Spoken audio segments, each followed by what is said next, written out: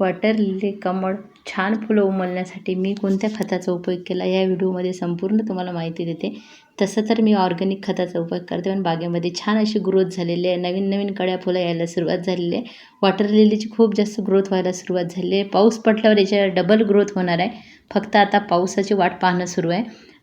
तर बघूया, तर एवढे फुलं येण्यासाठी छान ग्रोथ होण्यासाठी मी कोणत्या खताचा उपयोग केलेला आहे ते तुम्हाला आता लगेच दाखवते. पहिले बघा तुम्ही, आपल्या वॉटर लिलीला भरपूर प्रमाणात कळ्या आलेल्या आहे. प्रत्येक झाडावरच कळे आलेले आहे. आता काही झाडं सोडले तर बाकी झाडांवर कळे आलेले आहे आणि काही झाडांवर खूप जास्त फुलं येतच असतात. जसे की एक पर्पल जॉय पण येते. यावर्षी ते माझ्याकडे अजून निघालं नाही कोणतं रोप आहे तर, पण आता हे पनामा झालं किंवा हे व्हाईट कलरचं खूप फुलं येतं त्याला. आणि आता आपण झाडांना देणारा डायरेक्ट लड्डू देण्याची पद्धत बघा. झाडांच्या आजूबाजूनं थोडे साईडला बघा अशा पद्धतीने हा लड्डू मातीमध्ये आतमध्ये टाकायचा. हा लड्डू इतकी कमाल करणार आहे लड्डूची. आपण आता आजपर्यंत आपण खाल्ले, आता झाडांसाठी मी लड्डू बनवले आणि हे लड्डू आता कसे आणि काय बनवले, कशा पद्धतीने बनवले हे मी सर्वात शेवट दाखवणार आहे. तोपर्यंत व्हिडिओ पूर्ण बघा आणि आपले हे लड्डू खूप उपयोगाला येणार आहे आपल्या प्लांटसाठी. कारण तुम्ही बऱ्याचदा बघितलं आहे की मी या वॉटर लिली प्लांटला कधीच केमिकल वापरलेलं नाही आहे आणि मी नेहमी म्हणते की याच्यामध्ये मी जे काही लिक्विड खत बनवते ते थोडं प्रमाणात टाकत असते.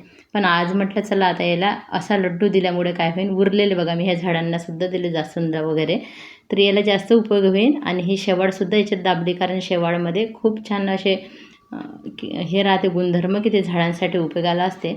बघा जे टब मोठा होता ना त्याच्यामध्ये 2 साईडनं 2 लड्डू दाबले. जे कुंडी छोटी होती ना त्याच्यामध्ये 1 लड्डू दाबला. हे लड्डू मी काय केलं, बनवून आहे ना हे दिवसभर उन्हात नाही ठेवले, कारण ऊन जास्त होती. थोडा वेळ उन्हात ठेवले, मग सावलीमध्ये सुकवले, कारण याच्यात खताचे गुणधर्म वाया जाऊ नये म्हणून. बघा आता हे छान असे कडक लड्डू झालेले होते आणि हे लड्डू इतके उपयोगाला येतील ना. सर्व झाडांना दिले मी बघा, वॉटर लिलीच्या सर्व प्लांटला दिले आणि वॉटर लिलीची ग्रोथसुद्धा खूप छान झालेली आहे. तुम्ही एकदम नवीन लावलेल्या रोपाला नका देऊ, जे रोप रुजलेलं आहे त्याच रोपांना तुम्ही देऊ शकता हे. कारण नवीन रोपांना एकदम आपण खत देऊ शकत नसतो थोडी वाढ झाल्याशिवाय. आणि बघा अशा पद्धतीने आपण घरच्या घरी हे लड्डू बनवून देऊ शकतो. मी तर केमिकलचा वापर या वॉटर लिलीला जेव्हापासून घेतले तेव्हापासून केलेला नाही आहे. तुम्हाला वाटलं तर तुम्ही करू शकता, पण माझ्या याच्यात गप्पी मासे वगैरे सुद्धा आहे सगळ्या प्लांटमध्ये. आणि मी सगळ्या प्लांटमध्ये यावर्षी अशी नवीन आयडिया केली आहे खत देण्याची. तुम्हाला कशी वाटली ते नक्की सांगा, कारण कोणत्याही झाडाची जेवढी आपण काळजी घेऊ ना तेवढे ते छान ग्रो होत असतात. आणि अशा ऑर्गॅनिक पद्धतीने बघा खत देऊ शकतो. बघा काही झाडांना 2 साईडला दिले तर काही प्लांटला एकाच साईडला दिलं, कारण ते झाडांची वाढ आणि कुंडीची साईज हे बघून मी हे मातीमध्ये आतमध्ये केले. कारण हे खत आता हळूहळू त्याचं काम करत राहील आणि भरपूर दिवस खत देण्याचं कामसुद्धा पडणार नाही. अशा पद्धतीने मी खत दिलेलं आहे.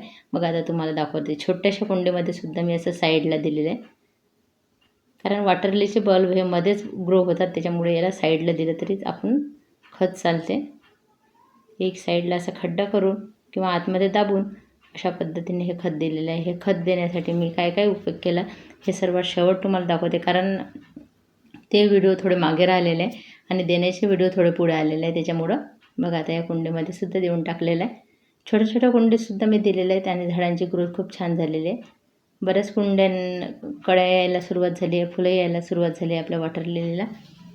आणि हे खत देऊन मला 8-10 दिवस झालेले आहे. मी तेच पावसाची वाट पाहत होते. म्हटलं पाऊस आल्यावर जर तुम्ही दिलं तर तुम्हाला रिझल्ट अजून छान मिळेल याच्यासाठी.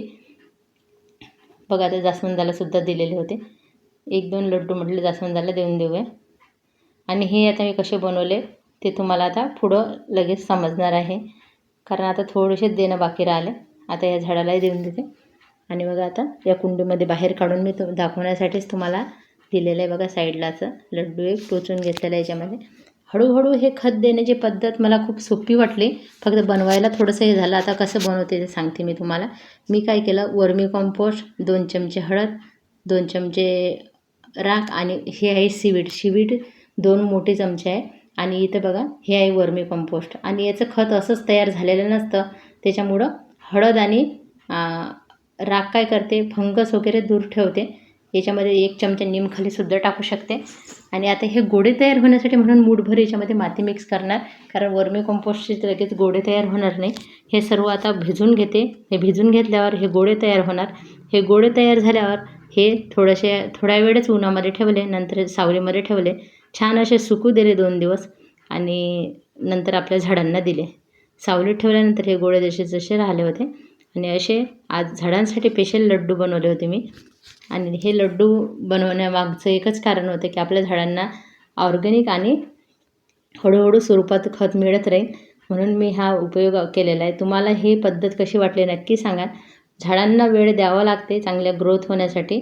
जसे गोष्टींना आपण इतर गोष्टींना महत्त्व देतो तेवढं एखादा आपला छंद असेल तर जोपासण्यासाठी खूप जास्त प्रयत्नसुद्धा करावा लागत असते. छंद असेच मोठे होत नसते, पण ते समाधान असते ना, ते मात्र खूप जास्त असते. जेव्हा हे फुलं उमलले, बागेमधील ग्रोथ सुरू होते, तेव्हा एक बागकाम करणाऱ्या व्यक्तीचं जेव्हा झाड खराब होते ना, त्याला खूप वाईट वाटते आणि जेव्हा झाड मोठं होते आणि ग्रो होते त्याला खूप छान वाटते. अशा पद्धतीने तुम्हाला हे खत कसं वाटलं नक्की सांगा. आवडलं चॅनल लाईक, सबस्क्राईब, कमेंट करायला विसरू नका.